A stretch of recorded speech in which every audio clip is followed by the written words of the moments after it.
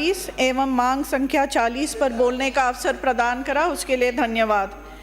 माननीय अध्यक्ष महोदय, पिछली सरकार के समय पे हम जो कोटा में रहते हैं, हमें बदनाम किया जाता था कि हम सारे विकास के कार्य अपने क्षेत्र में ले जाते हैं, परंतु बहुत दुख के साथ मुझे बार बार कहना पड़ता है कि पूर्ववर्ती सरकार में कोटा का मतलब केवल कोटा उत्तर था, लाडपुरा और कोटा दक्षिण उनके क्षेत्र में नहीं आता था।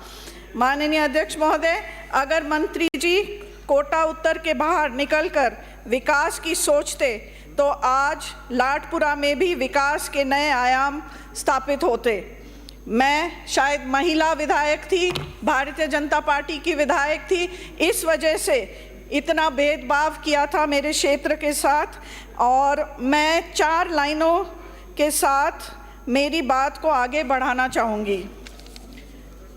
स्त्री नहीं हो असुरक्षित, न अबला व नए समाज में समता का स्थान रहे, नहीं विखंडन नहीं विभाजन हो, जो पूर्ववर्ती सरकार में हमारे साथ किया गया। समग्र ये राजस्थान रहे, राष्ट्र की शान रहे। और मैं इन शब्दों के लिए मैं थोड़ा बताना भी चाहती हूँ तथ्य के साथ कि मैं ये क्यों कह रही हूँ।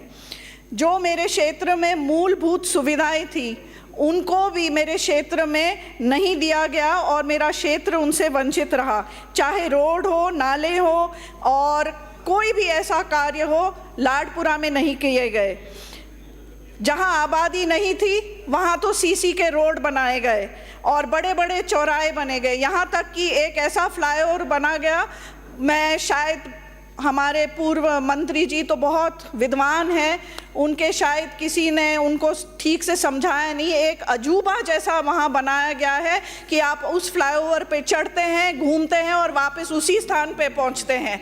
तो ये पता नहीं किस लक्ष्य से ये फ्लाईओवर बना है, मैं तो उसको अजूबा ही कहती हूँ। और ऐसे बड़े बड़े चौराहे बने हैं जो आपको आर पार की जो ट्रैफिक आ रही है वो दिखाई भी नहीं देती है, जो मेरे ख्याल से एक हैज़र्ड है, परंतु करोड़ों रुपए इन पे खर्च किए गए। ऐसे ही बजरंग नगर एरिया में प्रगति स्कूल से 80 फुट रेलवे क्रॉसिंग तक 6 करोड़ की लागत से निर्माण प्रस्तावित था एक नाले के लिए, परंतु सिर्फ कोटा उत्तर तक जहां नाला था वहां तक का निर्माण किया गया और 1.5 करोड़ की राशि उस पर खर्च की गई। बाकी एरिया, क्योंकि लाडपुरा वहां से शुरू होता था, वो छोड़ा गया। कहने के लिए 2 नगर निगम बनाए गए, क्षेत्र को बांटा गया और ऐसे वार्ड बनाए गए ताकि उनके बोर्ड बने।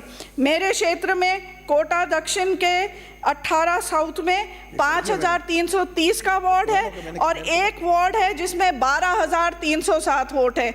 तो कोई बैलेंस नहीं था, केवल एक द्वेषता के साथ ये वार्ड के बनाए गए। सीवरेज की बात करें, मेरे पहले भी वक्ताओं ने सीवरेज के बारे में बहुत बातें करी है, समय का अभाव है इसलिए दोहराना नहीं चाहती हूँ, पर कोटा दक्षिण के विधायक ने कहा 3-3 इंच ऊपर है। मेरे यहाँ तो 1-1 फुट रोड के ऊपर सीवरेज के चेंबर हैं, आए दिन वहाँ एक्सीडेंट होते हैं और हमें बोला जाता है कि अब वो तो फेज़ 1 का कार्य हो गया, वो एजेंसी चली गई, अब फेज़ 2 में देखेंगे। तो जनता परेशान हो रही है। ऐसे ही भारतीय जनता पार्टी का कार्यालय, ये हमारे पूर्व जब भारतीय जनता पार्टी की सरकार थी पहले, यहाँ एक भूखंड आवंटित किया गया जिसको 2016 में आवंटित किया गया और इसके लिए 8 जुलाई 2016 में 1,72,50,000 रुपये जमा भी की गए और इसकी रजिस्ट्री भी की गई थी और इसका कब्जा भी दिया गया। पर जैसे ही इनकी सरकार आई फिर उन्होंने 2020 में इस भूखंड की जो रजिस्ट्री थी उसको निरस्त कर दिया।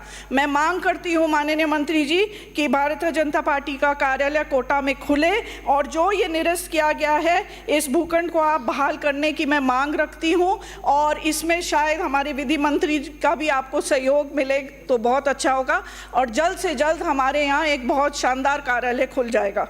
ऐसे ही स्मार्ट सिटी का पैसा, अब स्मार्ट सिटी का पैसा जितना आया है उसका अगर फ़ायदा अच्छे से यूज़ करते, सदुपयोग होता और कोई जन कल्याणकारी योजना लाते तो हम कुछ मानते, पर लगभग 1500 करोड़ रुपए का जो चंबल रिवर फ्रंट बना उस राशि से, उसका राशि का दुरुपयोग हुआ।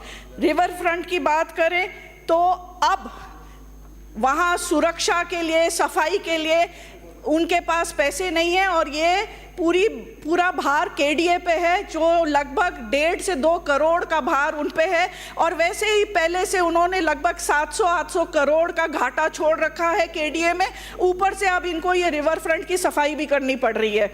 मैं मांग करती हूँ कि आप इसमें ज़रूर देखें कि अगले जो फेज़ में अगर ऐसा कोई कार्य करते हैं तो कोई जनहित में कार्य करे तो सबका भला होगा। और उस टाइम भी अगर इस रिवर फ्रंट को शायद डाउन स्ट्रीम ले जाते, केशवराय जी मंदिर के वहाँ बनाते रिवर फ्रंट तो भला होता, पर उनको शायद मंदिर के नाम से एलर्जी है तो वो मंदिर के चक्कर में वहाँ ये रिवर फ्रंट नहीं बनाना चाहते थे।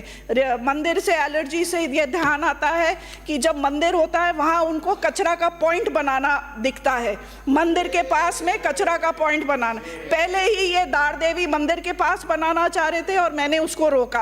अब स्टेशन से मेन रोड कोटा का, वहाँ जींद बाबा का मंदिर है, वहाँ वो कचरा पॉइंट बना रहे हैं और मैं मंत्री जी आपसे निवेदन करना चाहती हूँ कि वहाँ आप प्लीज़ इस कचरा पॉइंट को शुरू नहीं होने दें। ऐसे ही मैं जल्दी बोलने की कोशिश कर रही हूँ अध्यक्ष जी। महिला दिवस है कल, तो आप महिलाओं को थोड़ा छूट दे दीजिए, है ना? बराबर है। इन्होंने बहुत ढिंडोरा पीटा, कल आ जाना आप। बहुत ढिंडोरा पीटा कि पट्टे वितरण, ऐसे कैंप लगे। और मैं असलियत में आपको बताना चाहती हूँ कि मेरे लगभग 65 कॉलोनियाँ हैं जहाँ कैंप लगाकर उन्होंने करा, पर केवल लगभग 10,364 तो आवेदन थे और मात्र उन्होंने 2,912 ही पट्टे आवंटन किए। मैं मांग करती हूँ ये जो शेष 7,452 जो बच रहे हैं, और अब तो और भी हो गए होंगे, मंत्री जी से निवेदन है कि दोबारा कैंप लगा के पट्टे वितरण का काम करने का कार्य करें। ऐसे ही यहाँ आपकी टाउनशिप पॉलिसी बनी है, मास्टर प्लान है और सुमोटो के सब नियम है, पर ये सभी नियमों का उल्लंघन किया जा रहा है और कृषि भूमि पे अनऑथराइज्ड ये कॉलोनी काट के, बिना कन्वर्जन किए कॉलोनी काट के प्लॉट बेचे जा रहे हैं। मैं मांग करती हूं कि जो पिछली सरकार में ऐसे कॉलोनीज के जो आपने स्वीकृति दी गई है, इनको आप दोबारा जांच करके इनका जांच करें। ऐसे ही माननीय अध्यक्ष जी, हो गया आपका? नहीं, cities are where dreams are made and futures are forged. अर्थात शहर वह स्थान है जहां सपने बनते हैं और भविष्य गढ़ा जाता है।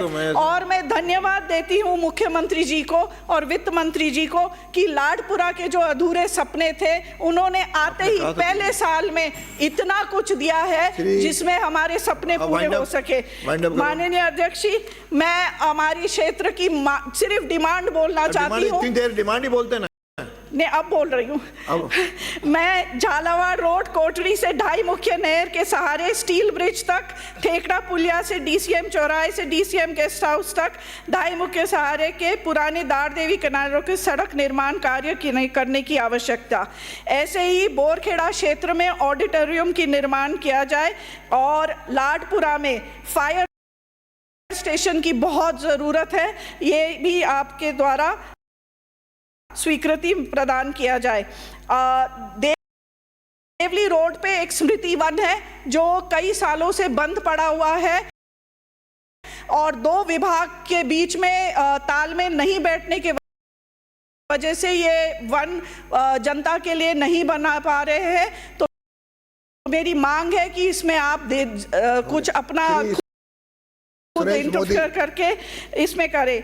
बढ़ती जनता